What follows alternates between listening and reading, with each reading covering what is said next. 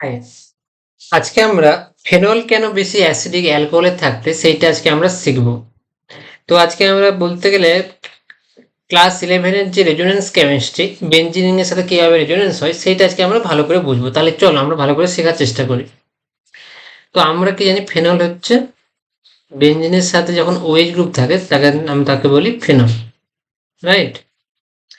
তো এটাকে যদি আমরা ভালো করে লিখি তাহলে আমরা এভাবে লিখতে পারি যে বেঞ্জিনের তিনটে ডাবল বন্ড থাকে এবং প্রত্যেকটা ডাবল বন্ড জায়গা পরিবর্তন করতে পারে, আমরা সেটা জানি। এবং এই হাইড্রোজেনটা হচ্ছে অ্যাসিডিক হাইড্রোজেন। এখান থেকে প্রোটন বেরিয়ে গেলে, যেহেতু অ্যাসিডিক তার জন্য একটা প্রোটন বেরিয়ে যাবে, তো সেখানে কি তৈরি হবে? ফিনক্সাইড অ্যানায়ন তৈরি হবে। এখন এই ফিনক্সাইড অ্যানায়ন যেটা তৈরি হলো সেটা যদি বেশি স্টেবল হয়, মানে বিয়োজনের পরে কেউ মানে ধরো ডাইভোর্স হয়ে গেছে, দুজনের মধ্যে একটা বন্ডিং ছিল, ডাইভোর্স হয়ে গেছে, তো ডাইভোর্স হওয়ার পরে যদি দুজনে একা একা থাকতে পারে তাহলে কিন্তু সেই ডাইভোর্সটা খুবই ইজিলি হয়ে যাবে। তাহলে আমরা বলতে পারি যে ইজিলি বন্ডটা ব্রেক করবে এবং এটা প্রোটন দিয়ে দেবে। ইজিলি প্রোটন দেবে মানে অ্যাসিডিটি শো করবে, বুঝতে পারলে? বন্ড মানে ডাইভোর্স হওয়ার পরে যে দুটো স্পিসিস তৈরি হবে, এই যে দুটো স্পিসিস তৈরি হলো, একটা হচ্ছে ফেনক্সাইড অ্যানায়ন আর একটা হচ্ছে H+।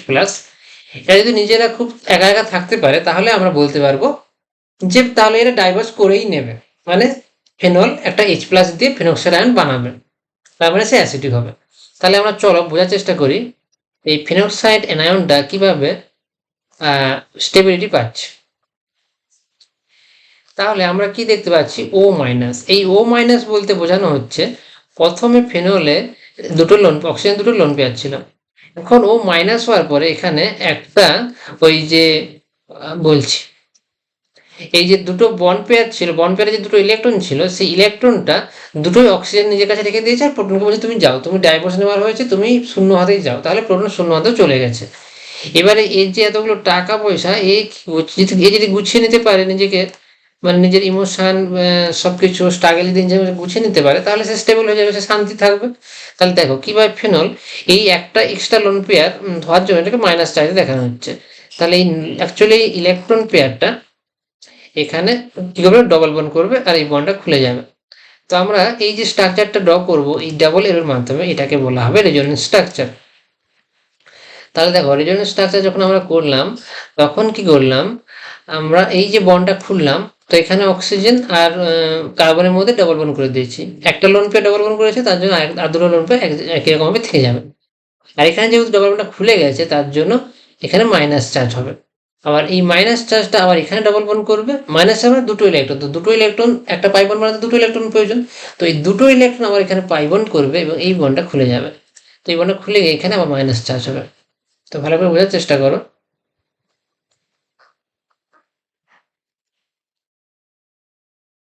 এখানে যেমন লোন পেয়ার থাকবে, অক্সিজেন সবসময় দুটো হাত তৈরি করবে, অক্সিজেন দুটো বন্ড বানাবে, তো দুটো বন্ড বানিয়ে নিয়েছে, এখানে আবার ডাবল বন্ডটা করেছে আর এখানে নেগেটিভ চার্জ হয়ে যাবে। আর এখানে যেমন ডাবল বন্ড আছে, আবার এই নেগেটিভ চার্জটা মানে দুটো ইলেকট্রন এখানে বাই বন্ড করবে এবং এটা খুলে গিয়ে এখানে নেগেটিভ চার্জ করবে। তাহলে আরেকটা রেজোনেন্স স্ট্রাকচার আমরা কি দেখতে পাবো?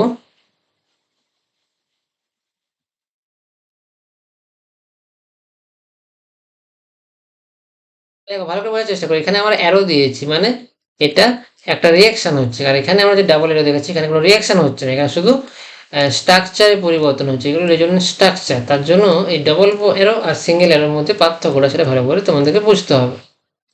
এটা হয়ে গেল। এরপরে আবার এখানে ডাবল বন্ড করবে আর এই একটা বন্ড খুলে গেলে অক্সিজেনের কাছে যখনই অক্সিজেন একটা বন্ড খুলে নেবে তখন অক্সিজেন নিজে মাইনাস চার্জ করে নেবে নিজেকে, এবং এর ফাইনাল রেজোনেন্স স্ট্রাকচারটা হবে এইটা। আগে যেরকম ছিল সেরকমই চলে এসেছে, কিন্তু দেখো পজিশনগুলো চেঞ্জ হয়ে গেছে। প্রত্যেকটা ডবল বন্ডের পজিশন কিন্তু চেঞ্জ হয়ে গেছে, ডবল বন্ডের পজিশনগুলো সেগুলো চেঞ্জ হয়ে গেছে। তাহলে এখন একই রকম হবে, একটা মাইনাস চার্জের সামনে দুটো ইলেকট্রন চলে আসবে, তাহলে ছটা ইলেকট্রন হয়ে গেছে, আর একটা বন্ডে দুটো ইলেকট্রন আছে, তার মানে আটটা ইলেকট্রন।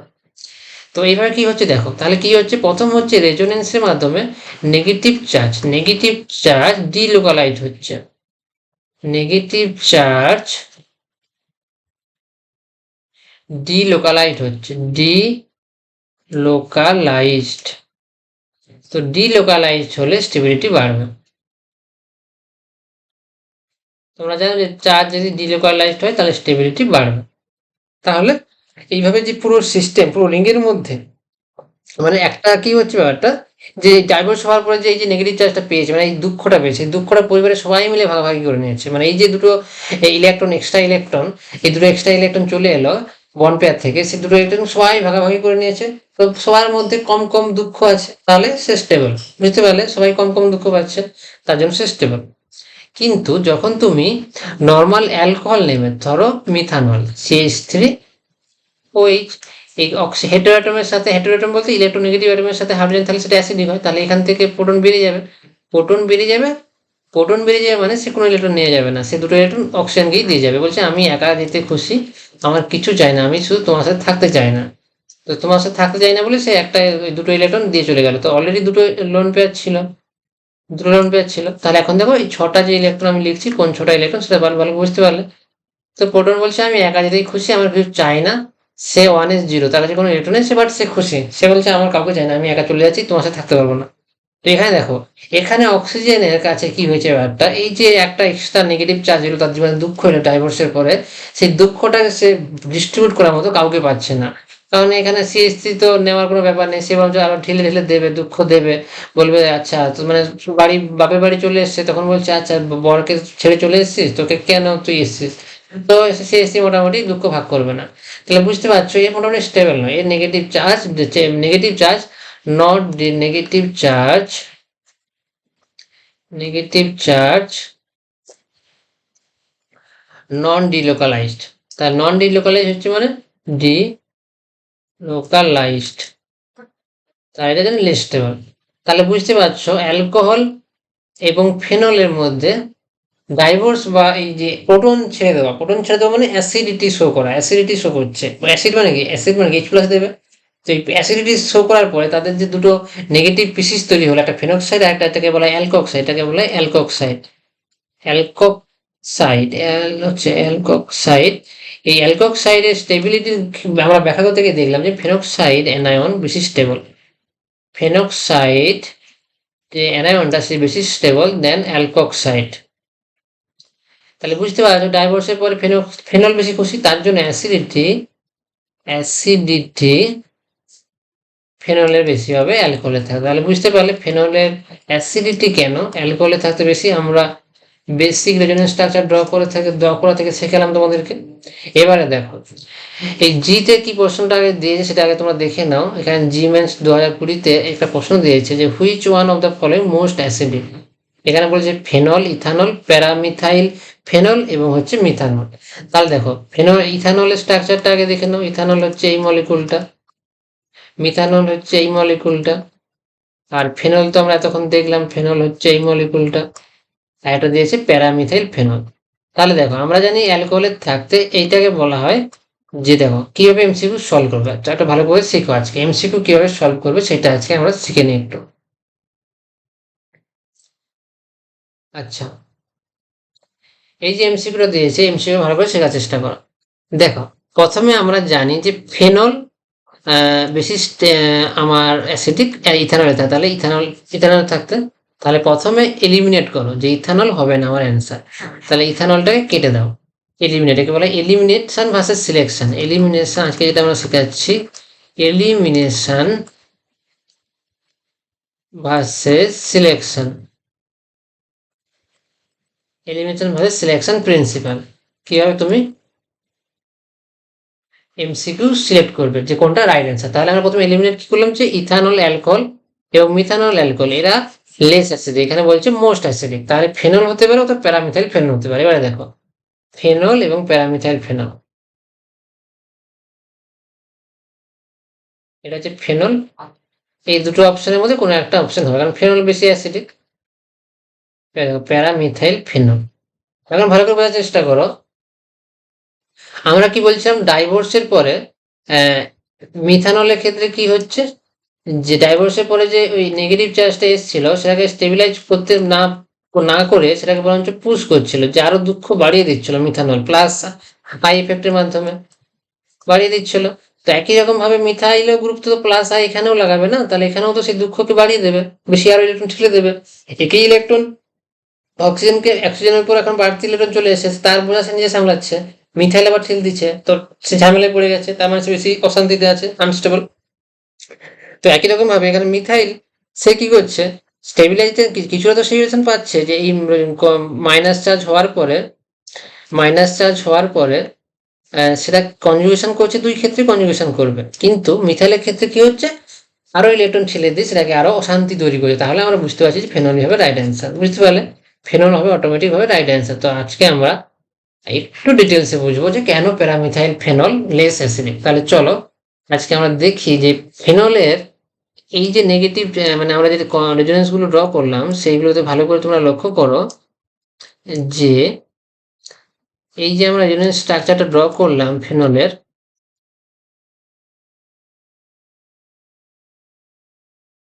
এই রেজোনেন্স স্ট্রাকচারতে দেখো ভালো করে লক্ষ্য তোমরা করো যে এর অর্থ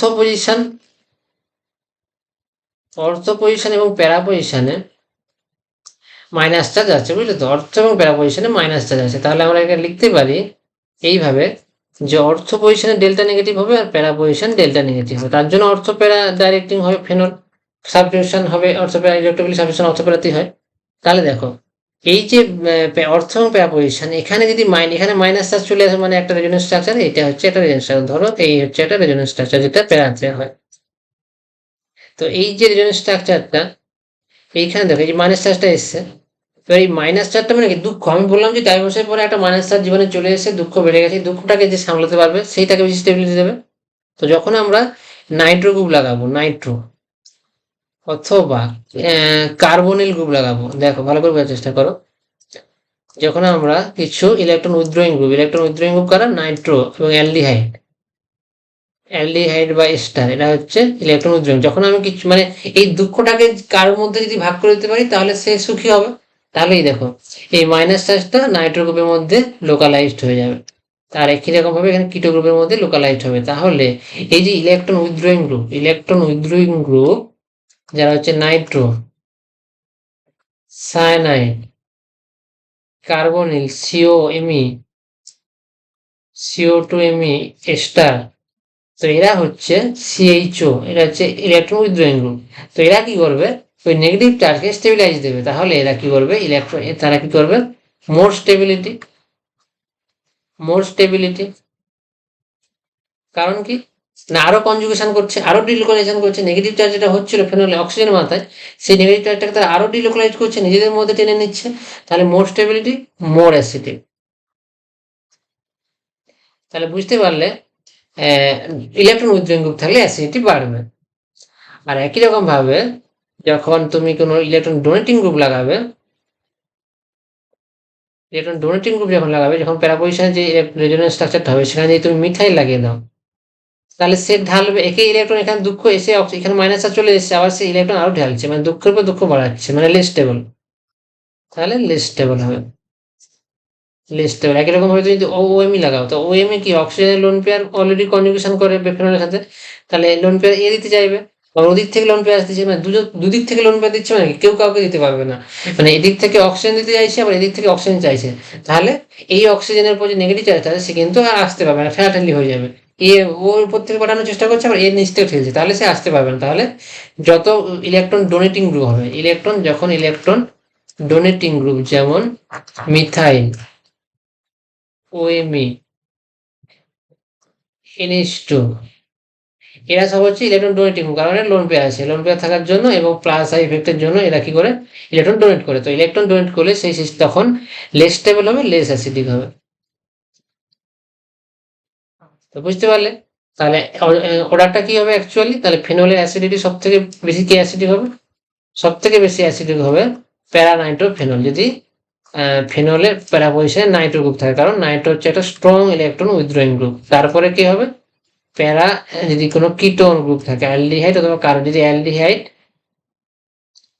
অথবা কোনো কিটো গ্রুপ থাকে, এখানে আমি অ্যালডিহাইড কিটো গ্রুপ দিলাম, তাহলে এটা হবে। তারপরে হবে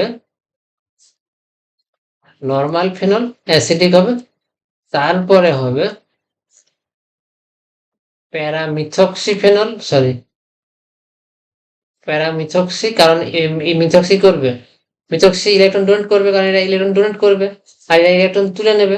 তো ইলেকট্রন উইথড্রয়িং থাকলে এগুলো হচ্ছে ইলেকট্রন উইথড্রয়িং গ্রুপ থাকলে ডাইভোর্সের পরে যে নেগেটিভ চার্জ আসবে, যে দুঃখ আসবে জীবনে, সেটা ভাগাভাগি করে নেবে NO2 এবং কার্বনিল, কারণ এটা টেনে নেবে, দুঃখকে টেনে নেবে, মানে এই মাইনাস চার্জটাকে টেনে নেবে, কনজুগেশনের মাধ্যমে টেনে নেবে। কিন্তু তার জন্য এই দুটো বেশি হবে ফেনল এবং প্যারামিথক্সি ফেনলে থাকতে। প্যারামিথক্সি ফেনল সব থেকে কম হবে, তার কারণ কি, এ নিজেই দুঃখ বাড়াতে চায়, এ নিজেই বলছে আমার থেকে ইলেকট্রন নিয়ে যাও, তাহলে ওদিক থেকে তো ইলেকট্রন আসবে না। এর যে মাইনাস চার্জ হওয়ার পরে যে সেই ডাইভোর্সের পরে যে ইলেকট্রন গুলো ঠেলছে বেঞ্জিনে, বেঞ্জিনকে বলছে তুমি নাও আমার ইলেকট্রন গুলো নিয়ে ভাগাভাগি করো, কিন্তু এই প্যারামিথক্সি বলছে আমার থেকেও নাও। তাহলে সবার জীবনে দুঃখ বাড়ছে, দুজন দুঃখ দিচ্ছে মানে দুঃখ বাড়ছে মানে কি, লেস স্টেবল, লেস স্টেবল মানে লেস অ্যাসিডিক, বুঝতে পারলে? এবারে দেখো আর একটা PIQ আছে যেটা আমরা ডিসকাস করবো আজকে ক্লাসে।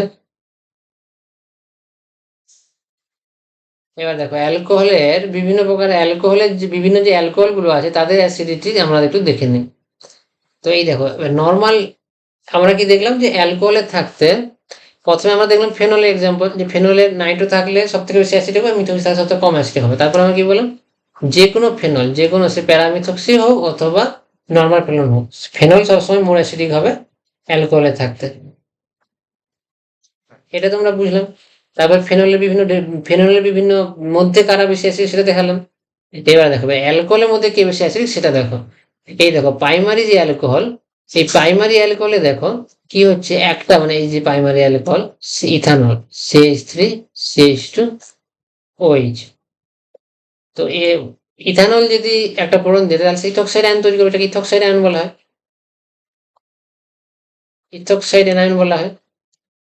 তো এখানে কি হবে, CH3 গ্রুপ তার প্লাস আই এফেক্টের জন্য সে ইলেকট্রন ঠেলবে, তাহলে সে সেটাকে লেস স্টেবল করবে।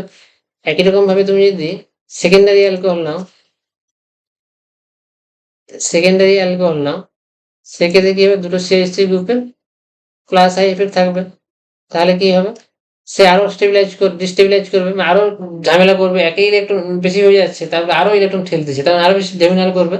তার জন্য সব থেকে বেশি অ্যাসিডিক হবে প্রাইমারি অ্যালকোহল। প্রাইমারি অ্যালকোহল সব থেকে অ্যাসিডিক হবে, যে প্রথম অপশনটা হবে তোমাদের কারেক্ট অপশন, প্রাইমারি, তারপর সেকেন্ডারি, তারপর টার্সিয়ারি।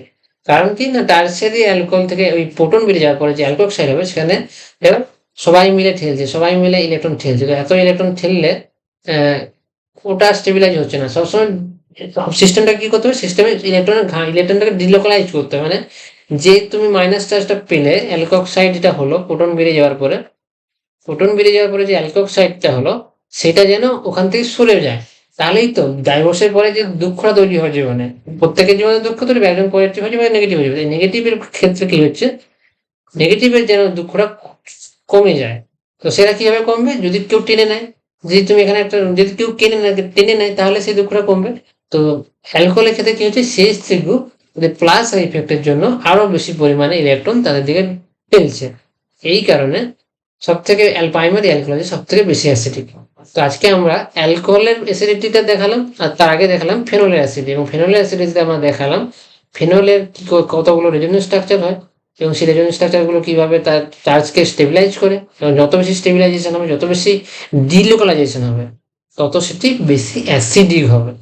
এবং আমরা দেখালাম যে ইলেকট্রন উইথড্রয়িং গ্রুপ আমরা যে এক্সাম্পলে দেখালাম, ইলেকট্রন উইথড্রয়িং গ্রুপ অ্যাসিডিটি বাড়াবে, ইলেকট্রন ডোনেটিং গ্রুপ এরা হচ্ছে ইলেকট্রন ও মিথক্সি হচ্ছে ইলেকট্রন ডোনেটিং গ্রুপ, এরা হচ্ছে ইলেকট্রন অ্যাসিডিটি কমিয়ে দেবে। তাহলে আমাদের দেখা হচ্ছে পরে।